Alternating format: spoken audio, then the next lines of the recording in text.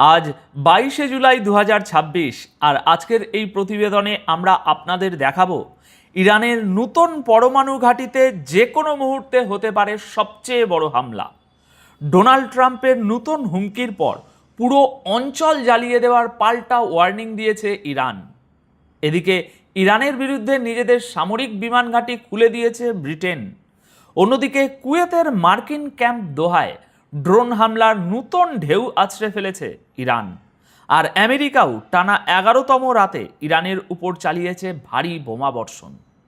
দর্শক বন্ধুরা, খবরগুলো খুবই গুরুত্বপূর্ণ, তাই অনুরোধ করব ভিডিওর একদম শেষ পর্যন্ত আমার সাথে থাকুন।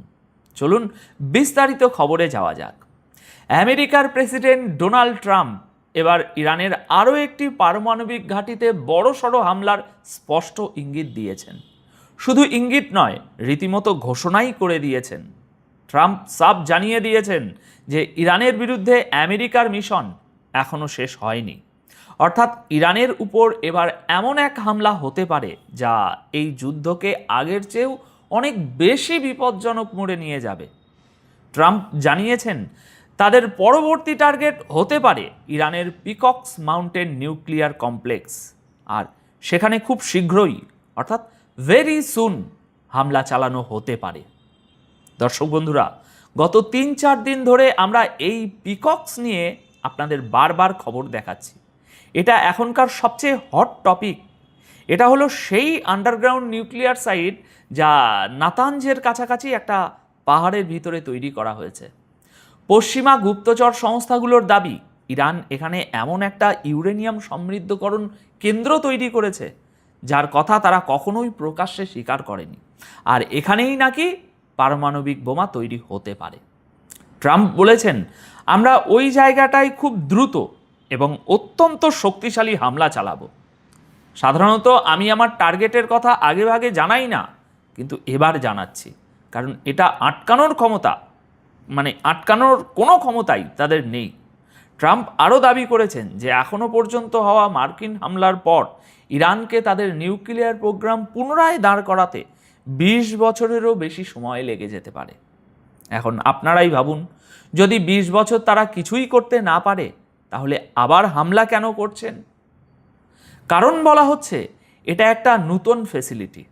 আমেরিকার এও দাবি যে ইরানের নিউক্লিয়ার মেটেরিয়াল এখন মাটির এত গভীরে পোতা আছে যে ইরান নিজেও তা সহজে বের করতে পারবে না। ট্রাম্পের কথায় আমেরিকা এই সমস্ত পারমাণবিক ঘাঁটির উপর কড়া নজর রাখছে, যাতে সেখানে থাকা যে নিউক্লিয়ার মেটেরিয়াল সেটা আর ইরান ব্যবহার করতে না পারে।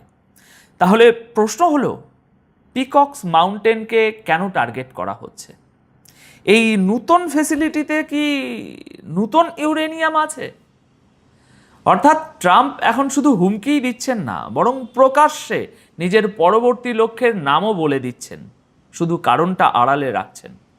দেখুন, হরমুজ প্রণালী আর নিউক্লিয়ার ইস্যুকে কেন্দ্র করে এই সংঘাত যদি না থামে, তবে ইরানের উপর যে কোনো সময় আগের চেয়েও বড় হামলা শুরু হতে পারে। আর মধ্যপ্রাচ্যের এই যুদ্ধ নতুন এবং আরও বেশি ভয়ঙ্কর একটা পর্যায়ে ঢুকে পড়তে পারে। ডোনাল্ড ট্রাম্পের এই নতুন হুমকির পর ইরানও কিন্তু হাত গুটিয়ে বসে নেই। ইরানও আমেরিকাকে কড়া ওয়ার্নিং বা বলতে পারেন পাল্টা হুমকি দিয়ে দিয়েছে। ইরানি সেনার খাতাম আল আম্বিয়া সেন্ট্রাল হেডকোয়ার্টার স্পষ্ট জানিয়ে দিয়েছে যে তাদের নিউক্লিয়ার সাইট বা অন্য যে কোনো গুরুত্বপূর্ণ কেন্দ্রে হামলা তারা কোনোভাবেই বরদাস্ত করবে না। ইরান বলেছে, আমেরিকা যদি এমন কোনো হামলা চালায় তবে তার তাৎক্ষণিক এবং পূর্ণ শক্তির সাথে জবাব দেওয়া হবে, একেবারে ধ্বংসাত্মক জবাব। ইরানের বক্তব্য অনুযায়ী এরপর পুরো অঞ্চলে থাকা মার্কিন সামরিক ঘাঁটি, আমেরিকার পাশে দাঁড়ানো দেশগুলো এবং তাদের সাহায্যকারী সমস্ত শক্তিও ইরানের পাল্টা হামলার আওতায় চলে আসবে। এর মানে বুঝছেন তো? এটা সরাসরি আরব দেশগুলোর উপর, তাদের সাধারণ মানুষের উপর এবং ইসরায়েলের উপর হামলার হুমকি।